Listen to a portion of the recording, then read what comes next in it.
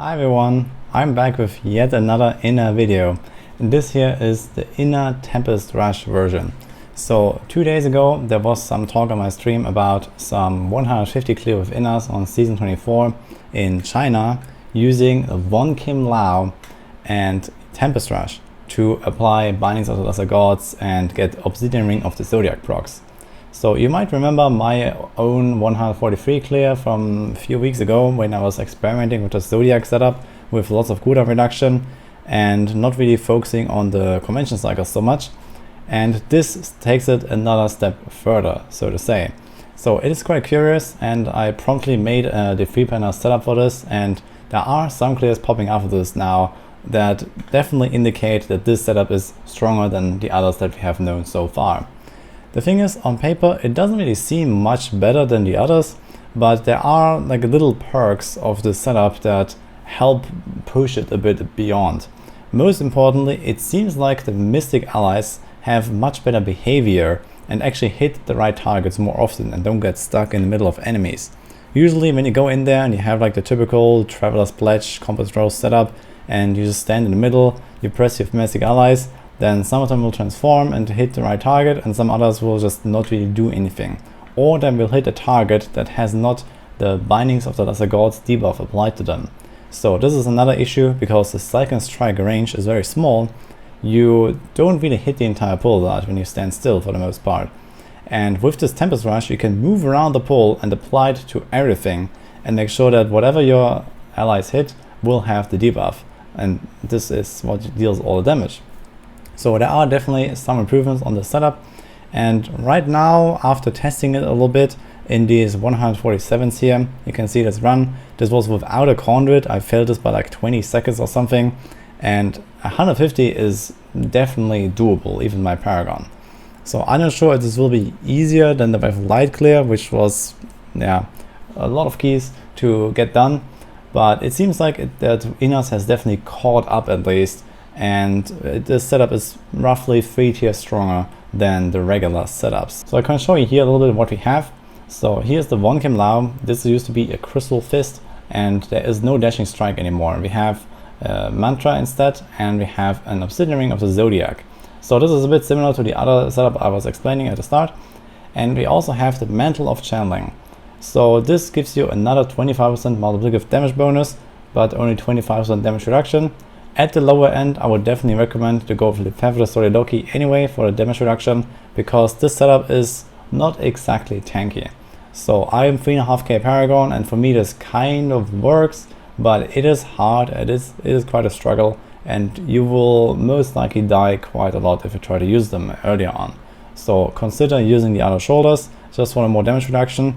The overall damage increase should still outweigh the loss here with the 25%. And here, instead of Cyclone Strike, we have Tempest Rush, which is used to obviously move around, apply Khim Lao with the Cyclone Strikes, and also give us Zodiac procs. On the top of that, it also gives us many chances to block Flying Dragon. So Flying Dragon here is on the Ethereal right now, which gives you this double damage effect and also more Zodiac procs, more cooldown resets.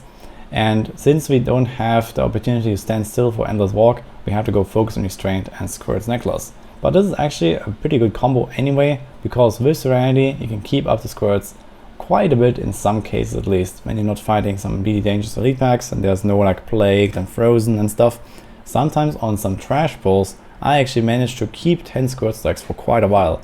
So you don't try to have them all the time, but you can have them sometimes. And especially during shield pylons and bosses, this is extremely helpful. Now there is one other advantage, especially when you're not going super hard on the push, and that is you can drop the Stricken and go with Taeguk. So this is what you see a lot of people doing on the leaderboards.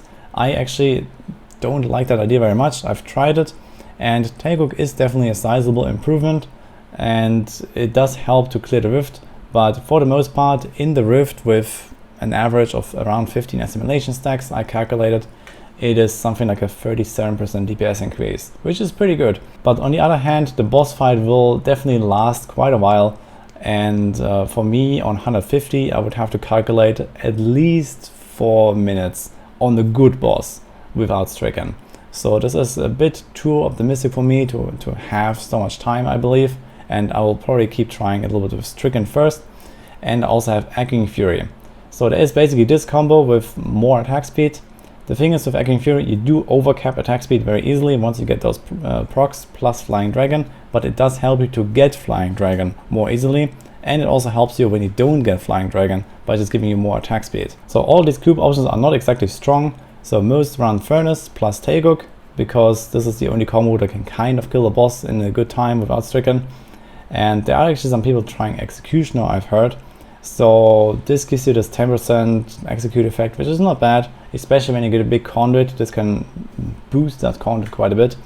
And apart from this, I tried the Echoing Fury, and I think this works pretty well, especially for like a hard push.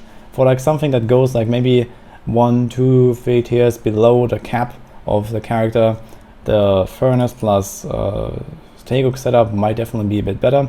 But I think for something that I might plan here with the 150 at this Paragon, the boss fight will just be too long and too inconsistent, so the Stricken guarantees like a 2-minute boss kill. The other cube options are the Curious Boots, you can't change those. Then there's the Zodiac Ring, you can't change that.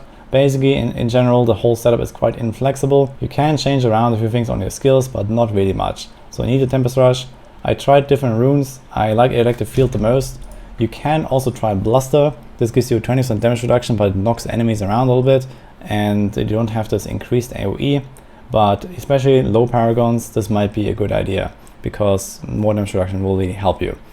But for the most part, Electric Field is the way to go, because you have this bigger radius, which allows you to like stay a bit out of range sometimes, get your squirt stacks, especially on the boss, that's nice, or on some trash pulls, that's really nice. And also you get the Zodiac procs while like kiting more easily. So this helps a bit, but you can definitely change the rune here if you want to give up a bit of your damage potential. You can find this D3 planner setup here in the original Inna D3 planner that I have on my Discord, or also here in the description. And this is the solo push, focus on restraint, 1 Khim Lao setup. There are a lot of Season 24 solo variations by now, so make sure you select the right one. I kept the others here for comparisons, and because some of them are actually played still by many people, but this is the setup. Personally, I'm excited to try the setup more and maybe push 150 with it if I feel it's possible. Right now it seems really hard. I'm not sure if it beats Wave of Light, but at least it caught up quite a bit to Wave of Light, to the point where it might be doable with similar paragons, similar gear, to actually do 150 with both. For farming, I'm not 100% sure if this will be better, but it definitely has some potential. I might try this myself as well. I just recently made a video about the GR150 plus Inna farming, but maybe this actually is a tiny bit better as well, so it can be quite exciting. If you take a look at leaderboards, we can see that a lot of clears are popping up with this 1 Khim Lao variation. He's actually at 7.5 minutes, 145 at 3.6k, so this is basically my power level. And with that time left, it seems quite likely that 150 is possible at this level basically. So this might have been 150 clear if you had opened 150. So this really keeps me hopeful. But there are definitely some other clears here, 4.7k, 150, there's an 11.5 minutes at 5.7. So we can definitely see some pretty good results here. And this was only like 1 or 2 days after the setup has emerged, so not really a huge push for most of these people. So let's see how that will go. I've been trying it for a few hours, experimenting a bit, trying to learn the setups, trying to see what we can do. So I'm going to Stricken Echoing Fury combo, but I think the Taegook plus Furnace is definitely viable as well. But let's see once we get a few good rifts.